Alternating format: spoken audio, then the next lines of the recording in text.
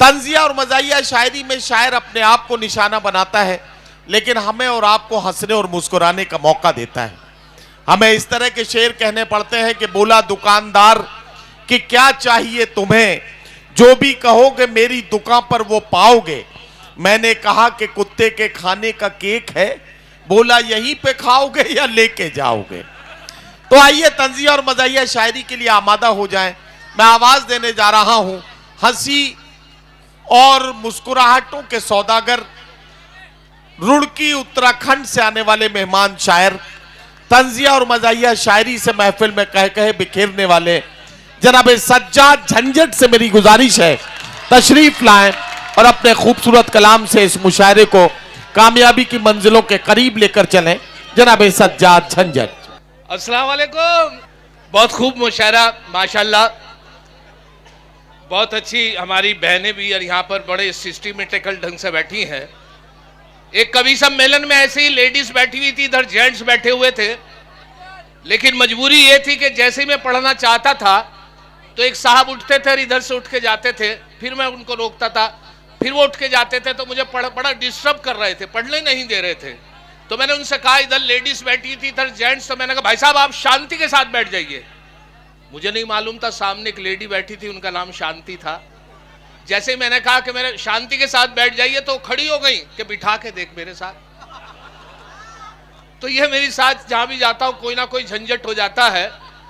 अभी शहर अंजुम साहिबा पढ़ रही थी। शुरू में मेरे नदीम फर्रुख साहब जो आलमी शोहरे आफ्ता नाजिम है, कुछ बातें उन्होंने की, कुछ जवाब मिला, तो मेरे दो मिसरे हुए भी बैठे हुए मुलाजा फरमाए, खासतौर से नदीम भाई। इरशाद इरशाद। और ये देखे साहब, चार मिसरे आपकी नजर कर रहा हूं कि थाम कर हाथ जो धन्नों का मैं एक दिन बोला, थाम कर हाथ जो धन्नों का मैं एक दिन बोला, तुझको देखूं हूं तो मनवा मकसक होई बेकरी। थाम कर हाथ जो धन्नों का मैं एक दिन बोला, तुझको देखूं हूं तो मनवा मकसक होई बेकरी। मुंह पे झापड़ जो पड़ा गूंज उठा कानों में, प्रेम का छुटिए पटाखा तो धमक होई बेकरी। वाह वाह वाह। प्रेम का छुटिए पटाखा तो धमक होई बेकरी। और अभी मैं जब हाजिर हुआ तो एक साहब के पास नजर के 3 चश्मे देखे, बड़ा ताज्जुब हुआ कि नजर के 2 चश्मे होते हैं। मैंने हजरत आप पे तीनों चश्मे के नजर के हैं। मैंने कैसे कर ले, तो दूर का देखने के लिए, मैंने दूसरा भी तो नजर का है, कहाँ करीब का देखने के लिए, मैंने तीसरा कर ले जब ये दोनों खो जाए उन्हें ढूंढने के लिए। तो ये अक्सर मेरे साथ झंझट होता रहता है। अब मुलाजा फरमाए 4 मिसरे और आपकी नजर कर रहा हूं कि दिल है मेरा मोबाइल तुम सिम हो मेरी जान। आहा, दिल है मेरा मोबाइल।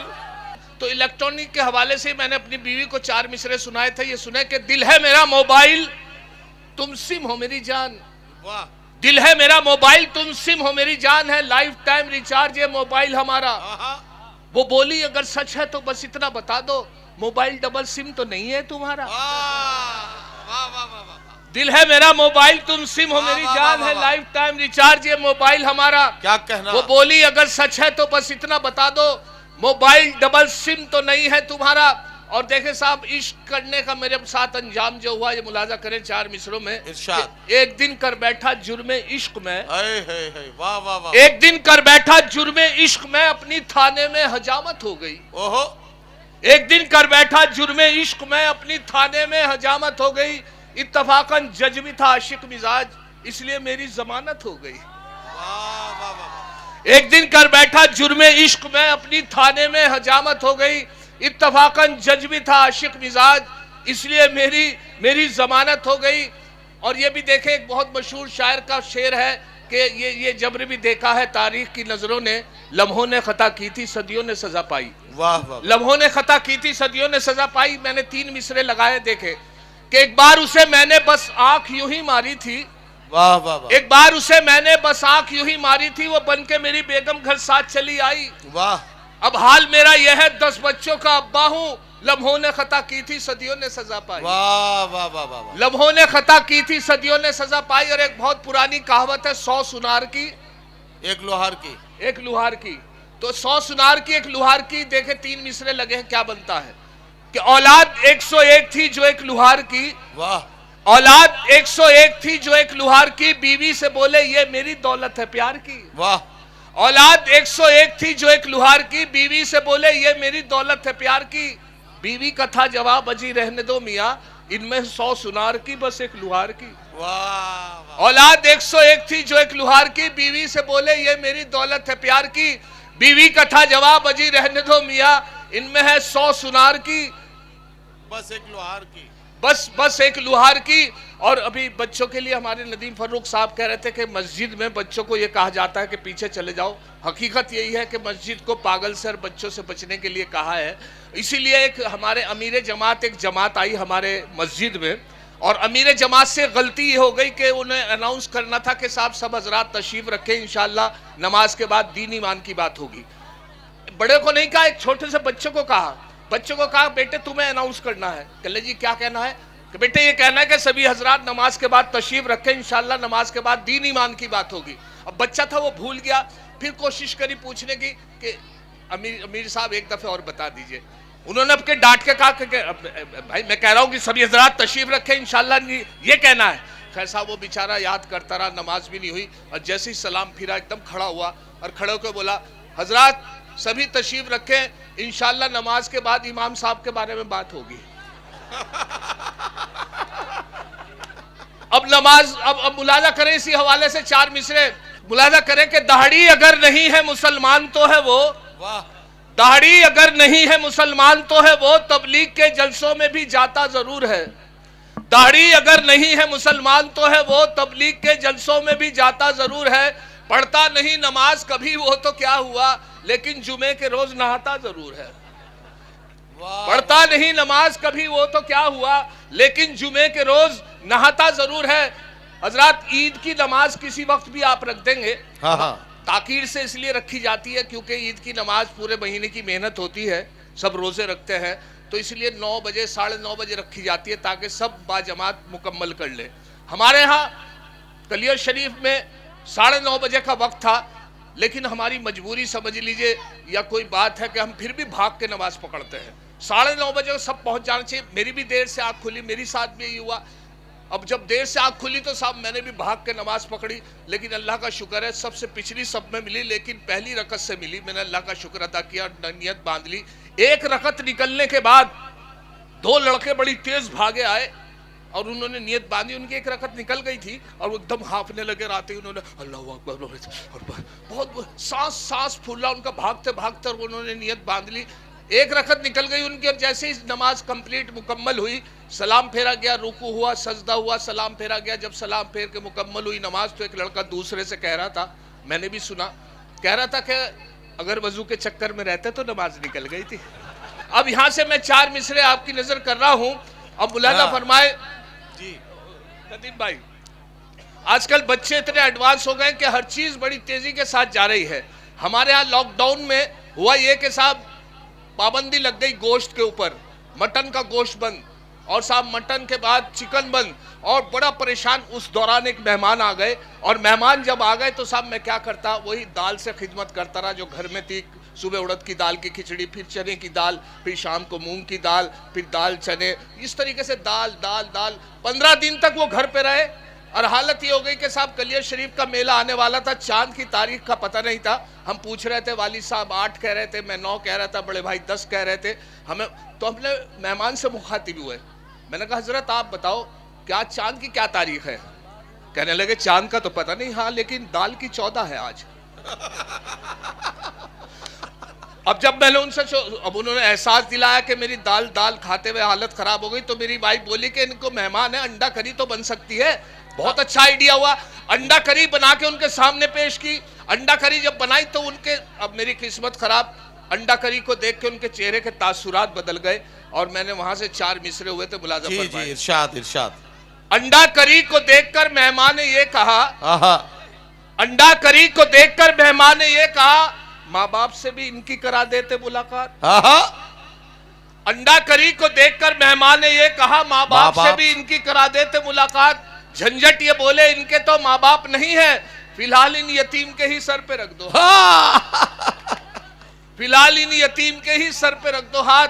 अब हमारे हफीज साहब की फरमाइश, और वो फरमाइश आपके तक पहुंचाता हूं, आपका इंस्टाग्राम से और उससे फेसबुक से इतने शायर आ रहे हैं, तो उसके हवाले से मैंने ये कहा था, मैंने कहा साहब हालत ये हो गई है कि हमारे मुशायरों में कि नए नए चेहरे आते हैं, तो 2 मिसरे मुलाजा कर ले कि जिनका रिश्ता ही नहीं कोई शिक्षा के साथ, जिनका रिश्ता ही नहीं कोई शिक्षा के साथ, ई शायर ऐसे बड़े ई रिक्शा के साथ। ओहो, वाह वाह वाह वाह।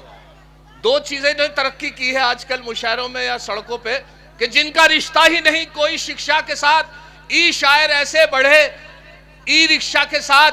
और ये भी देखें साहब, वो अभी मेरे से एक साहब ने फरमाइश की है, वो इस तरीके से कि साहब जब मुशायरों में सब नए नए लोग आते हैं तो शायरी तो उनके याद नहीं होती, वो किसे लिखवा के ले आए।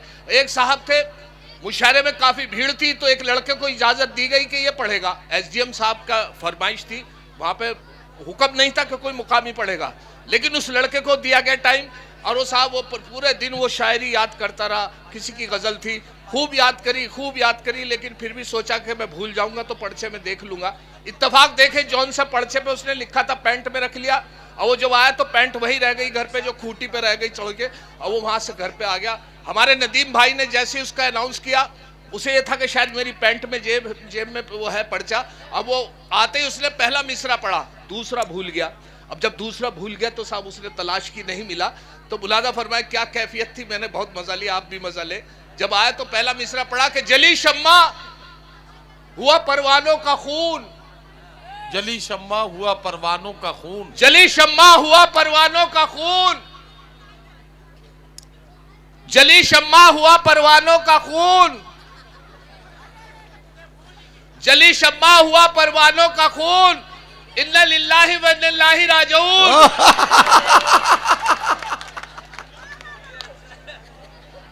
तो ये आजकल की शायरी की बात है। अब मैं वो सुना रहा हूं जिसके लिए मुझे हुक्म हुआ है हफीज साहब का, वो ये कि साहब हकले से मुताल्लिक सुने के साहब, हकला जो होता बड़े सीधे किस्म का आदमी होता है, वो इतना सीधा होता है कि वो आदमी पूरी बात नहीं कह पाता क्योंकि हकला के बोलता है, दूसरा आदमी उसकी कभी कभी बात पूरी कर देता है जब वो अटक जाता है। बिल्कुल यही बात हुई कि मेरे एक दोस्त है वसीम भाई, वो मेरे साथ रहते हैं, और वो हकला कैसे बोलता उनसे मुझे आइडिया मिला। तो मैं जब वसीम भाई जब मेरे साथ रहते हैं उनसे आइडिया मिला, तो मैंने एक चौराहे पे भीड़ देखी, मैं पहुंचा तो हाथापाई तो रुक चुकी थी, वसीम भाई का झगड़ा किसी से हो गया, वो एक तरफ खामोश खड़े हुए थे और गाली दिए चला जा रहा था वो शख्स जिससे झगड़ा हुआ था, और वो खामोश, उन्हें गाली दी नहीं जा रही थी। अब मैं दोस्त था तो उसके मेरा फर्ज बनता था, तो मैंने वसीम भाई गाली दो, तुम भी दो खड़ो। वसीम भाई ने गाली नहीं दी, मैं फिर कोशिश करी, अरे भाई वसीम भाई जब मैं हूं तो गाली दो, गाली नहीं दी। वसीम साहब एक तरफ चले गए, अगले चौराहे पे जाके उनकी आवाज निकली, उल्लू उल्लू उल्लू उल्लू उल्लू उल्लू का अट्ठा। मैंने भाई गाली, लड़ाई वहां हुई, गाली यहां दे रहे हो, और जब मैं तुम्हारी साथ था तो घबराने की क्या बात थी, कह लगे ये बात नहीं है। मैंने फिर शुरू तो वहीं करी थी, निकली यहां के। अब हुआ ये कि साहब वसीम साहब ने इश्क करा, और जब इश्क किया तो एक तरफा इश्क, किसी लड़की से इश्क किया तो 15 दिन तक वो खामोश रहे, क्योंकि जब इश्क का इजहार करने उसके घर गए तो उनके वालिद ने उनकी खूब पिटाई की, तो वो खामोश हो गए। मैंने वसीम साहब से पूछा, मैंने कहा भाई कैसा चल रहा है इश्क? तो यहाँ से उन्होंने गजल एक मतला सुनाया, 2 शेर सुनाए, मुझसे बोले कि इज़हारे आरज़ू पे मैं पीटा गया अलग, इज़हारे आरज़ू पे मैं पीटा गया अलग, बालों का मेरे सर से सफाया हुआ अलग। अब शेर सुने कि मत पूछिए कि कैसी कयामत गुजर गई, मत पूछिए कि कैसी गुजर गई, मत पूछिए कि कैसी कयामत गुजर गई, भाई जब उसका मुझको पकड़ ले गया अलग। वाह वाह वाह वाह वाह। कुछ शायरों की हकीकत इस शेर में के दो पार्ट के मैं बीच में ऐसा फंसा के बस, 2 पार्ट के मैं बीच में दो पार्ट के में बीच में ऐसा फंसा के बस बीवी अलग है, पीस दिया, दिलरुबा अलग। वाह वाह वाह। अभी हुआ ये कि साहब मैं पटना गया। हाँ। और पटना में दूर का सफर था, मुझे मालूम नहीं था पटना कब आएगा। चलती रही गाड़ी में, लोगों से पूछता रहा साहब पटना पटना कब आएगा। पटना आया, मैं उतर गया, लेकिन एक मोहतरमा से मैंने फिर भी कंफर्म करने के लिए पूछ लिया। मैंने कहा मोहतरमा पटना है ये कि नहीं है? तो साहब यहां से 4 मिसरे सुने आप। मैं क्या बताऊं झंझट जब रेल से मैं उतरा, मैं क्या बताऊं झंझट जब रेल से मैं उतरा, एक महाजबी से मिलकर ऐसी घटी है घटना। मैं क्या बताऊं झंझट जब रेल से मैं उतरा, एक महाजबी से मिलकर ऐसी घटी है घटना। जूते से उसने मेरी कर डाली ताज पोशी, पूछा था मैंने इतना मैडम यही है पटना। पूछा था मैंने इतना मैडम यही है पटना। और ये देखे साहब, एक साहब हकला के बोलते थे उनकी शादी हो गई। अच्छा। और शादी की पहली रात जो अपनी वाइफ के पास पहुंचे तो बड़ा सा घूंघट निकाले बैठी थी बेड के ऊपर। बैठने की इजाजत मांगने लगे, जब कोई जवाब नहीं मिला तो खुद ही बैठ गए। अब फिर वो घूंघट हटाने के लिए कहने लगे। अब हकले थे बेचारे, पहले तो बड़ी मुश्किल से इजाजत मांगी, फिर घूंघट हटाने। अब क्या सिचुएशन उस कमरे की ये देखे आप। करीब पहुंचे बैठ के और उनसे पूछा कि अरे भाई तुम कहो तो बैठ जाओ। कोई ऐसा नहीं, कोई जवाब नहीं मिला। फिर कोशिश करी उनसे पूछने की कि हाँ। अरे भाई तुम कहो तो बैठ जाऊं। जब कोई जवाब नहीं मिला तो खुद ही बैठ गए। बैठ के कहने लगे बैठ गए। लो भाई हम खुद बैठ गए। अब घूंघट हटाने के लिए कहने लगे अपनी वाइफ से कि अरे भाई ये जो गू गू गू गू हटा दो। फिर भी कोई अंदर से आवाज नहीं आई। फिर घूंघट के अंदर से जब कोई आवाज नहीं आई, फिर पूछा अरे भाई ये जो गू गू गू गू गू गू गू गू गू हटा दो। घूंघट के एकदम अंदर से आवाज आई कि घूंघट के अंदर से आवाज आई कि तुम ही हटा देते। कहने लगे कमाल हो गया, तुम तो मेरी बहन निकली। अरे वाह वाह वाह वाह वाह। अब वो साहब हकला के जो बोलते थे, उनकी बीवी जो थी मायके चली गई और वो बहुत मायूस। मैंने उनसे पूछा, मैंने कहा भाई कैसे गुजर रही है? तो उन्होंने गजल उनके चक्कर में उनके कहा अपनी बीवी की याद में, अब आ भी जा, अब आ भी जा, है घर में अंधेरा तेरे बगैर। अच्छा, अब आ भी जा, है घर में अंधेरा तेरे बगैर। अब आ भी जा, है घर में अंधेरा तेरे बगैर। सुनी पड़ी है आज ये खटिया तेरे बगैर। एक लड़का था अपना जा रहा था सड़क के ऊपर से, तो मुझसे बताने लगा कि आज तो मुझे एक लड़की हंस के देख रही थी। मैंने कहा सही तरीके से देख लिया, हंस के देख रही थी या देख के हंस रही थी? तो फर्क होता है उसमें। वो खंबा हटा के यार। अच्छा हुआ ये कि साहब हमारे यहाँ एक साहब जो थे बड़े परेशान थे अपनी बीवी से, और इतने परेशान थे कि वो ये चाहते थे, ये कोसते रहते थे कि मरती भी तो नहीं। अब हालत यही के साहब एक बीमारी होती है सख्ता जिसे कहते हैं, दौरा होता है। वो बीमारी नहीं बल्कि दौरा होता है सख्ता। उसमें क्या होता है, जब वो दौरा पड़ता है तो हाथ की नब्ज, दिल की हरकत, सांस सब बंद हो जाते हैं। मरता नहीं आदमी, लेकिन कभी भी जिंदा हो सकता है, लेकिन उसे सख्ता कहते हैं। कभी भी टूट सकता है वो दौरा। हाथ की नब्ज, दिल की हरकत, सांस सब बंद उनके।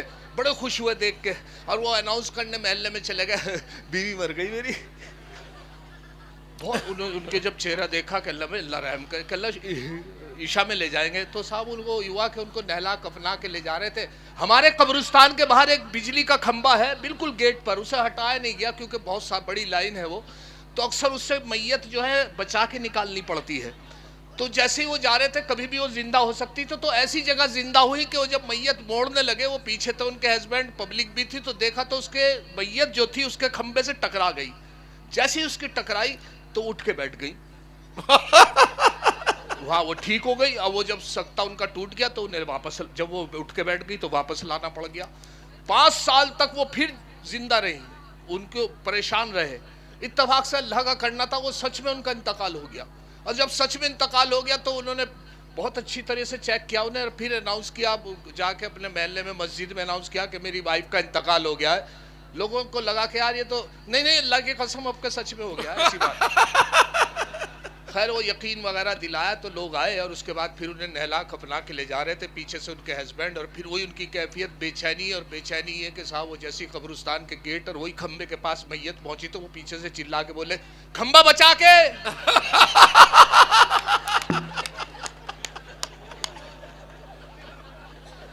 अच्छा, हमारे यहाँ एक मैयत और जा रही थी तो रास्ते में बुजुर्गवार, गर्मी का मौसम, जमीन तप रही, और साहब उस पर सब लोग कंधा देते जा रहे, तो वो बुजुर्गवार बिल्कुल कब्रिस्तान के रास्ते में चारपाई पे बैठे रहते थे। लेकिन बहुत बुरा लगता था जब कोई मैयत जाती है तो 7 या 8 कदम या 10 कदम 40 कदम चलना पड़ता है, तो वो बिल्कुल नहीं उठते थे। रास्ता था तो या तो बहुत ज्यादा उनके सामने से मैयत गुजरती थी इसलिए नहीं वो उठते थे। लेकिन हम जब वापस आए तो हमने बुजुर्गवार से कहा कि हजरत आपके कब्र में पैर लटके हुए हैं, आपको भी मरना है, जब मैयत जाती है आप उठ के क्यों नहीं चलते। खैर साहब उन्होंने मेरे ऊपर यकीन किया, और उन्होंने जैसे ही हमने दोबारा चेक किया 1 हफ्ते के बाद, जैसे मैयत जा रही थी तो मैं उन्हें देख रहा था कि उठते हैं नहीं।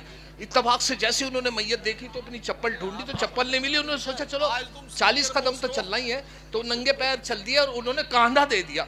कांधा दे दिया तो जमीन तप रही, नंगे पैर, उन्होंने कांधा दे तो दिया लेकिन उनसे लिया किसी ने नहीं। अब जमीन तप रही, नंगे पैर और कांधा दे रखा, और कोई ले नहीं रहा उनसे। 40 के 80 कदम हो गए, 100 हो गए, 150 हो गए, 500 कदम हो गए, तो वो चिल्ला के बोले, अबे मैंने मारा क्या इसे। तो ये हालत होती है। अब यहां से एक मतला, क्योंकि बीवी के लिए मैंने एक मतला 2-3 शेर मुलाजा कर ले। इरशाद इरशाद कि मजा ये माना बड़ा बोसाओ किनार में है, घरवाली से प्यार करने में। मजा ये माना बड़ा बोसाओ किनार में है, मगर ये डेली नहीं है, कभी कभार में है। वाह वाह वाह। मजा ये माना बड़ा बोसाओ किनार में है, मगर ये डेली नहीं है, कभी कभार में है। और उधार पीता था ठर्रा जो रोज ठेके पर, उधार पीता था ठर्रा जो रोज ठेके पर, जनाबे शेख से ऐसी पटी कि बार में है। वाह वाह वाह वाह वाह। उधार पीता था ठर्रा जो रोज ठेके पर, जनाबे शेख से ऐसी पटी के बार में है। और जरूर तू किसी नेता के घर का खाया, जरूर तू किसी नेता के घर का खाया, हराम रिज़्क़ की बदबू तेरी डकार में है। वाह वाह वाह वाह। जरूर तू किसी नेता के घर का खाया, हराम रिज़्क़ की बदबू तेरी डकार में है। और सुना है जब से के झंझट भी बन गया शायर, मेरा हरीफ उसी रोज से बुखार में है। वाह वाह वाह वाह वाह।